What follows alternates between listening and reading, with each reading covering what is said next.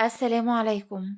النهاردة هنعمل مع بعض مربى الجزر باليوسفي بطريقة مميزة جدا، وهقولك كده على سر لونها وقوامها المميز. طب تعالوا مع بعض ندخل على طريقة التحضير بتاعتنا النهاردة.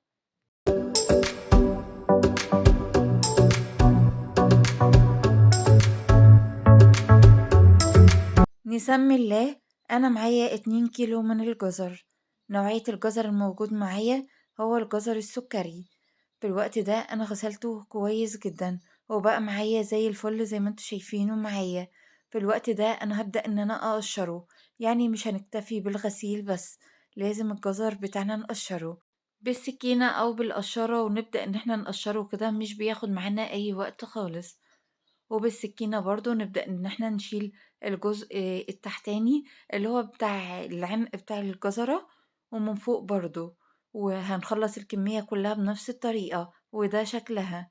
في الوقت ده دي المكونات بتاعتي بتاعة المربى. أنا معايا نُص كيلو من اليوسفي. اليوسفي اللي معايا قشّرته كلّه ما عدا حبّة واحدة بس، خرّجت كده منّه البذر علشان طبعًا البذر لو سِبناه هيدّي طعم مرار. في الوقت ده كده معايا كمان حبّتين من الليمون وكيلو من السكر. في الوقت ده كده أخدت الجزر بتاعي وعلى البلانشة كده هابدأ إن أنا أقطّعه قطع. أنا هاعمله النهارده في الكبّة، وباقطّع الجزر بالشكل ده علشان طبعًا نحافظ على الأدوات بتاعتنا. في الوقت ده برضه تقدري إن أنتِ برضه لو مش عندِك كبّة تقدري تعمليه على المبشرة، هتبشريه على المبشرة على الناحية الناعمة. وبالنسبة لليوسفي هتعمليه في الخلاط بدون أي نقطة مَيّة، يعني هتحطيه في الخلاط وتبدئي إن أنتِ تطحنيه. بس أنا النهارده هاعمله في الكبّة فهاعمل كلّه معايا في الكبّة. في الوقت ده كده بابدأ إن أنا أحط كده شوية من وحدات الجزر اللي أنا قطّعتها كده في الكبّة، وهاحط كمان 3 وحدات من اليوسفي. في الوقت ده هاغطّي الكبة بتاعتي وأبدأ إن أنا أطحنهم كويس جدًا، بيتطحن معايا بكل سهولة. وده طبعًا علشان إحنا مقطّعين الجزر لقطع صغيرة، يعني مش هياخد معانا أي وقت.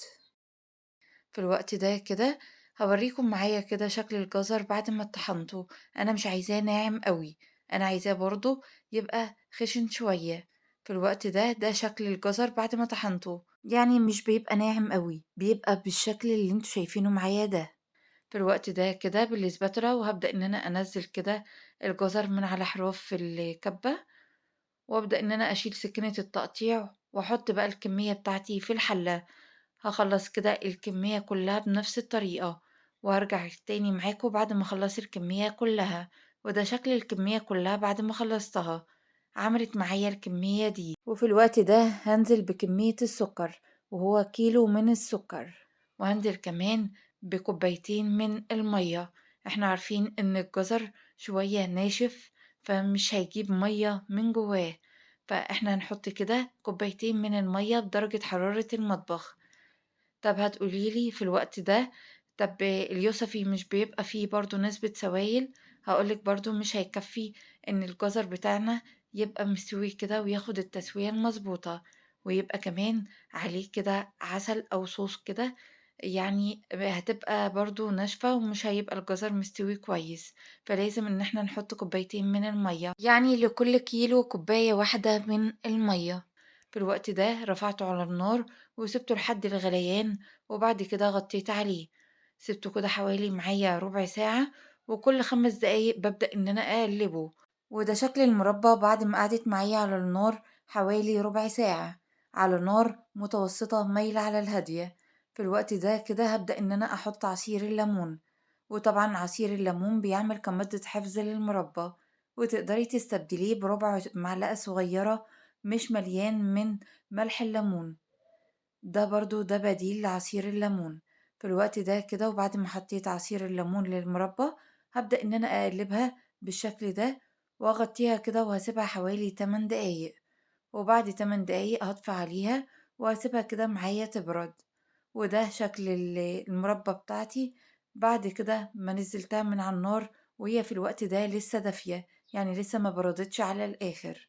أنا في الوقت ده هعبيها معاكم، وده في الوقت ده أنا بوريكم كده قوام ولون المربى ما شاء الله جميل جدا. وكل ما تبرد كل كمان ما العسل بتاعها يتقل كمان. في الوقت ده هابدأ إن أنا أعبيها، تقدري تعبيها في علب أو في برطمانات زي ما أنا هاعمل النهاردة زي ما تحبي، وده شكل البرطمانات اللي أنا هاعبي فيها. طبعًا عقمتها كويس جدًا، غسلتها بالمَيّة السخنة وجففتها كويس جدًا، يعني ما يكونش فيها أي مَيّة أو أي رطوبة. وبالمعلقة بتاعتنا برضه اللي إحنا بنعبي بيها المربى تكون برضه جافة تمامًا، يعني ما تكونش فيها كده مَيّة أو رطوبة كده بالمَيّة ونيجي نحطها في المربى، ده بيخلّي المربى بتاعتنا تفسد، فلازم إن إحنا نتّبع التعليمات دي عشان المربى بتاعتنا تفضل كده لحد سنة كاملة وتبقى زي الفل. في الوقت ده كده بنعبي كده البرطمانات بتاعتنا وما بنسيبش فيها أي فراغات علشان طبعا المربى بتاعتنا تفضل معانا كويسة وزي الفل، يعني بالمعلقة كده وبنبدأ إن احنا نعبي المربى كويس جدا. في الوقت ده هعبي الكمية بتاعتي كلها وهرجع تاني معاكم، وبالمنديل كده بنبدأ إن احنا نمسح حافة البرطمان من فوق. و2 كيلو من الجزر عملوا معايا الكمية دي كلها، ما شاء الله اللهم بارك، كمية جميلة جدًا، والبولة اللي معايا دي بولة كبيرة مش صغيرة، وده شكل كده مربى الجزر باليوسفي، وزي ما قُلت لِك كل ما تبرد كل ما هتتقل أكتر. هاحتفظ بيها كده على رف التلاجة، هتفضل معايا كده لحد سنة كاملة، هتبقى زي الفل. ما شاء الله لونها جميل جدًا، ولا قوامها ما شاء الله اللهم بارك، حاجة كده جميلة جدًا، هتنفعِك في الفطار أو في سحور رمضان. كل سنة وأنتم طيبين. في الوقت ده الفيديو بتاعي خلص، أتمنى لو عجبك الفيديو ما تنسيش تعملي لايك وتعملي اشتراك في القناة وتسيبيلي رأيك في التعليقات. وفي نهاية الفيديو أستودعكم الله الذي لا تضيع ودائعه.